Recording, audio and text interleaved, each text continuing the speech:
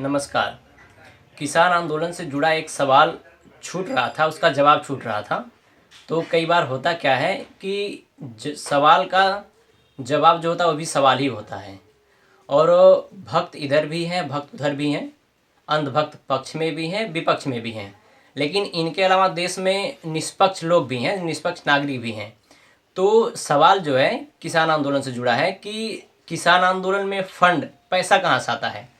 तो मैं बताना चाहूँगा, कहना चाहता हूँ आप लोगों से, देशवासियों से, और स्पेशली जो निष्पक्ष हैं इस देश में, उनसे कहना चाहता हूँ कि ये जो पैसा है, तो 5 साल में एक गांव को गोद लेने की बात हुई थी हर सांसद से, और उस गांव को विकास करने की बात हुई थी। 5 साल में एक गांव का विकास नहीं हुआ। तो ये जो मुफ्तखोरी है, हरामखोरी है, इसके लिए पैसा कहाँ से आता है। एक सांसद के लिए रहने के, खाने के, कैंटीन का, फ्री का, मुफ्तखोरी का जो है, देश में 4000 से ज़्यादा विधायक हैं और 1500 से आसपास में विधान परिषद सदस्य हैं, 500 के ऊपर लोकसभा सदस्य हैं और राज्यसभा के सदस्य, सब मिला के वो लगभग 6000 के आसपास हो जाते हैं। इनके रहने का, खाने का, मुफ्तखोरी का, आने जाने का सारा पैसा कहाँ से आता है। ठीक है। दूसरी चीज़, देश में जितनी योजनाएं होती हैं, उन योजनाओं में जो हर लगभग 99% योजनाएं घोटाले में आ जाती हैं, फंस जाती हैं।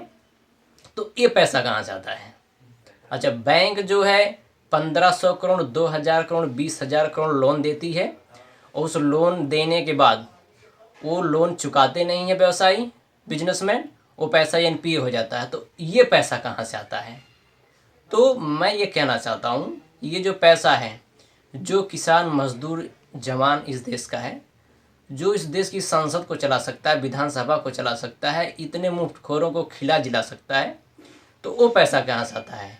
तो जो इतनी सारी चीज़ें कर सकता है ना, तो वह एक आंदोलन अपने लिए, देश के लिए, इस जगह ज़मीन के लिए, अपनी पीढ़ी के लिए एक आंदोलन चला सकता है, अपने आप को चला सकता है।